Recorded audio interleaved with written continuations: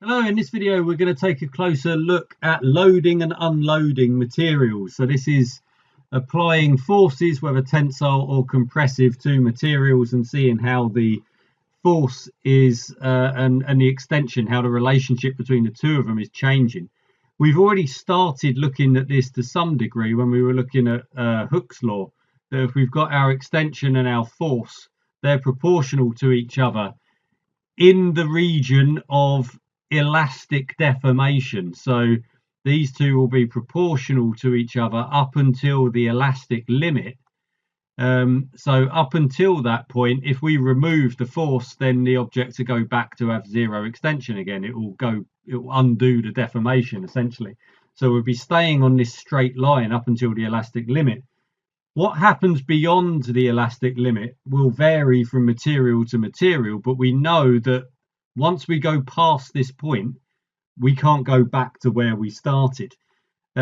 Usually when you go past the elastic limit, you're going to get more extension for a particular addition of force. So it's going to flatten out to some extent. So the extension is going to start increasing more rapidly here for the same amount of force put in. But then if we went up to, say, this point here and then let go, well, we're not going to go back to where we started. So we're going to have some kind of return to a different extension. When we remove all of the forces, the object will still be extended. We see this when you get springs. So, you start off with a spring that's really tightly coiled, you put a load on it, overstretch the spring, and then when you release the force, you take the load off, the spring is still slightly stretched. So that's what's going on there.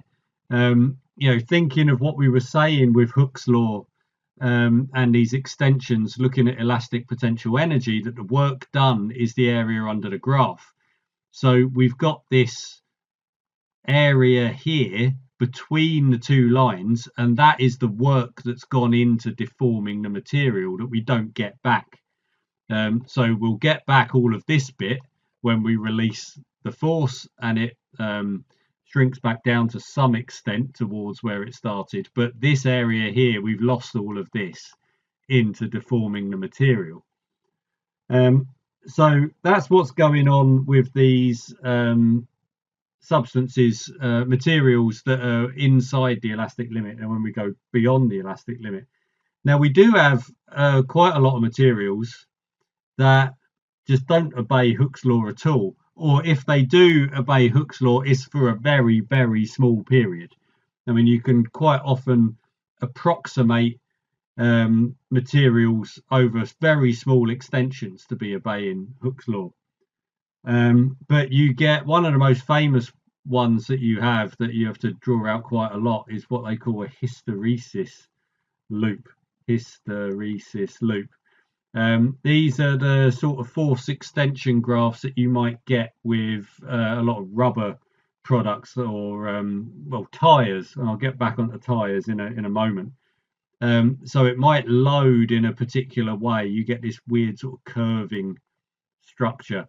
So initially you don't get much extension.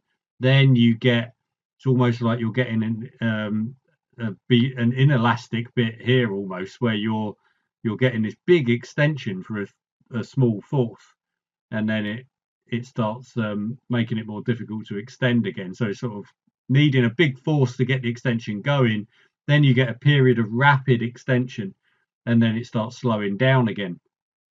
So that'll be on the way out. When you unload the material, it will often come back down a different route, a sort of similar shape, but at a lower level. So that'll be your unload. So that's load, that is unload. And once again, we've got this gap between the two. Now, we have come back to where we started. So this is all elastic deformation, but it's not Hookean. It doesn't obey Hooke's law because it's not a linear proportionality going on here.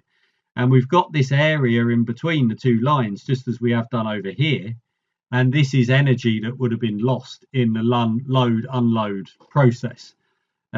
This is useful in things like airplane tires. So when you've got a plane coming into land and it's going to bounce a few times, you're loading and unloading the tires on the airplane, and this is getting rid of some of the energy. It's heating up the tires, admittedly, because that's where most of this energy is going to go. It's going to go into heat inside the tires. It can't be an EPE. It can't be elastic potential energy, because we go back to where we started. It's got to go somewhere, and it's probably going to be heat. You get this in rubber type products because you've got a lot of these long, getting into the chemistry of it, you get these long chain molecules and things in the rubber. It's an organic compound, organic molecule, and they can all be jangled up, and then when you stretch them, you've got all of these sort of in a bit of a mess, all jumbled up. And then when the material gets stretched, these are sort of becoming straighter. I mean, they don't become dead straight like this, but it's like you're untangling these strands, these molecule strands that are inside the rubber material. And the work of doing that, and these things rubbing against each other and such like, that produces quite a lot of heat, which is how we're dissipating this energy. And sometimes that's really useful. You don't get this in things, if you think of carbon structures, if you just got a whole load of, I don't know, you're trying to stretch the carbon in a pencil, or you've got metals and things like that. When you start getting into metals and inorganic stuff, of course, they're not arranged. The molecules and the atoms they're not arranged in this way. You've got lattices going on rather than molecules. So you don't have this sort of rearrangement of molecules inside a material creating the heat. You're just putting stress onto a uniform structure, a uniform lattice. So that's part of the different behavior of what's going on with all of this. But yeah, you get this hysteresis loop anyway, and it does have advantages. We got other ones with what I mentioned before, the plastic bag situation. So plastic bags, we've got another carbon-based sort of molecular structure going on, so it might load in a similar way. You might get a similar shape on the load graph as we've got with these rubber tires here, but they go beyond the elastic limit. It won't come back. We've got permanent deformation there, so when you unload it, it might come back to again this permanent deformation here in the way that we did over in this case. And again, this is the work done in deforming the material. So these are probably the three, I would say, most common loading and unloading graphs that we deal with initially. We get another set of graphs that come in, which are similar, very similar, but slightly different when we look, as we will do in the next video, at Young's modulus.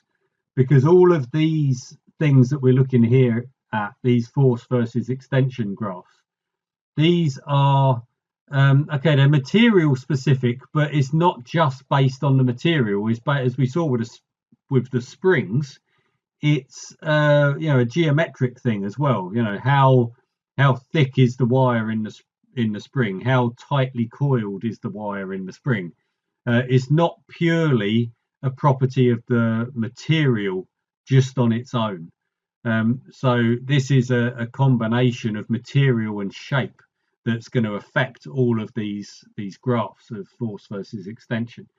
We want to start looking, which is what we're going to do in the next video, with Young's modulus, where we can start removing the shape-based properties of these materials and just look at the stuff itself, the material itself, and how that might load and unload and the variabilities that we're going to get going on there. So we'll drop that into the next video so we don't overload it all here.